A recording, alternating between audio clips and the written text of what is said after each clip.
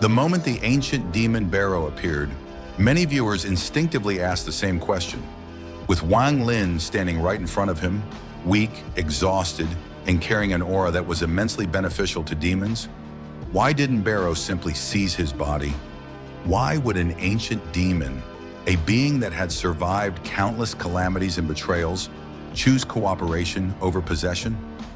On the surface, the answer seems simple. Bero needed Wang Lin. He needed the faint aura of the ancient god lingering within him to stabilize his form, suppress the madness in his consciousness, and give him a chance to one day recover his true body and cultivation. But beneath this apparent mutual benefit lay a far deeper reason, one rooted in fear, experience, and an instinct honed over endless ages of survival. From the very first moment Bero sensed Wang Lin, he did not see an ordinary cultivator. What he saw was an ancient god aura so pure that it was unsettling. This was not the scattered residue left behind by a fallen god, nor was it the diluted inheritance commonly found in relics or bloodlines. It was a will, calm, dignified, and incomparably restrained. To Bero, who had devoured countless souls and witnessed the rise and fall of races, this kind of aura could only come from one source: ancient god royalty. This realization changed everything. For an ancient demon, devouring an ancient god aura was the ultimate temptation. Such power could allow a demon to rapidly complete their body, elevate their cultivation, and even break free from the limitations of their race. Yet this temptation was paired with an equally terrifying danger. The purer the aura, the more complete the will behind it. And the more complete the will, the greater the chance that it was merely dormant rather than gone. Bero understood this better than anyone. Ancient gods were not like ordinary cultivators.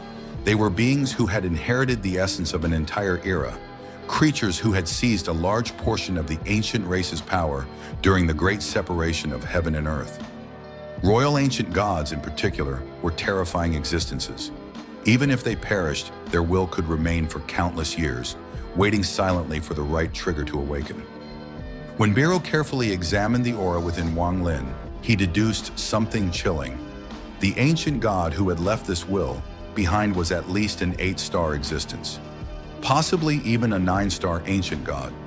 Such a being, even in death, was not something Bero dared to provoke.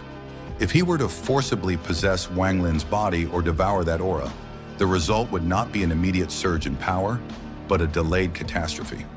One day when that ancient god's will awakened, Bero would not even have the chance to scream before being erased from existence. This was the true reason Bero hesitated. Possession for Bero was not impossible. Wang Lin was weak at the time, his soul injured, his cultivation unstable. Under normal circumstances, a demon of Bero's level could have crushed him effortlessly.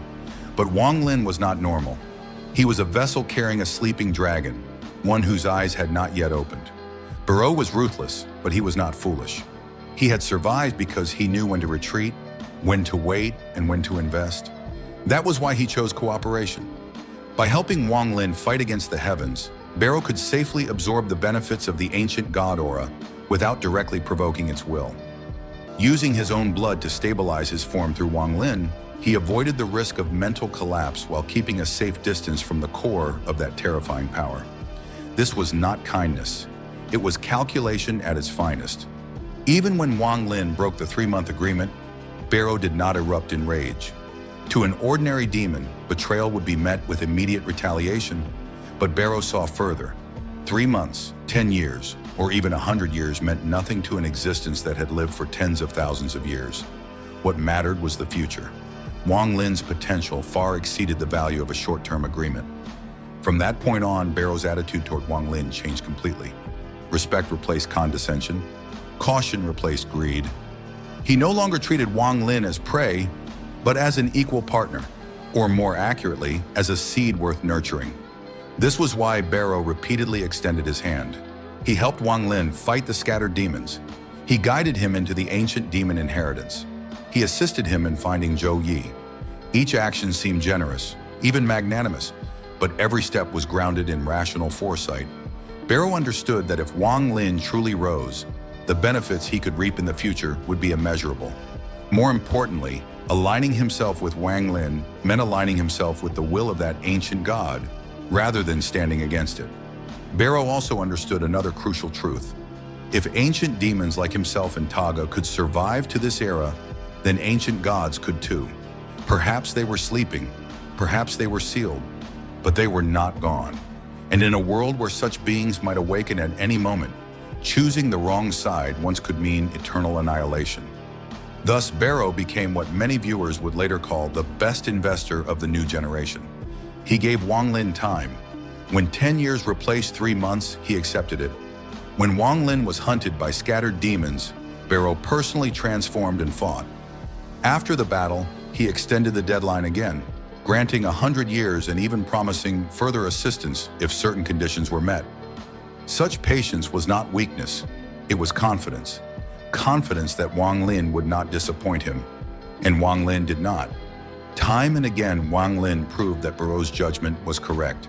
His growth defied common sense. His will was unyielding. His path was ruthless yet clear. Each breakthrough, each confrontation with fate, reinforced Bero's belief that betting on Wang Lin was the safest and most profitable choice he could make. In the end, this relationship was never about trust or friendship. It was a cold, precise alliance built on mutual awareness. Wang Lin needed strength, protection, and opportunities. Bero needed safety, stability, and a future free from the shadow of annihilation. Their cooperation was not born from goodwill, but from a shared understanding of the dangers lurking beyond the present. Bero did not possess Wang Lin because he was afraid. Afraid not of Wang Lin himself, but of what stood behind him. Afraid of an ancient god will that could one day open its eyes and look down upon the world once more. And in that fear, Bero made the smartest decision of his long existence. By choosing to help Wang Lin rather than devour him, Bero ensured that when that day came, when the heavens trembled and ancient gods stirred, he would not be standing on the wrong side of history. As this chapter comes to an end, one truth becomes clear. In a world ruled by strength and survival, wisdom can be just as terrifying as power.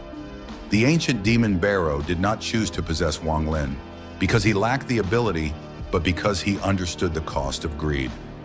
By seeing further than the present and fearing what lay behind Wang Lin, he chose patience over destruction, investment over plunder. Wang Lin walks a path that defies heaven itself, and those who stand beside him are never ordinary. Whether demon, god, or cultivator, anyone who chooses to follow him must be prepared to gamble everything on the future. Bero made his choice, and history has already begun to prove it was the right one. If you enjoyed this deep dive into Renegade Immortal and the hidden logic behind the ancient demon's decision, make sure to stay tuned. The battles ahead will only grow more brutal, the truths more shocking, and Wang Lin's path more unforgiving.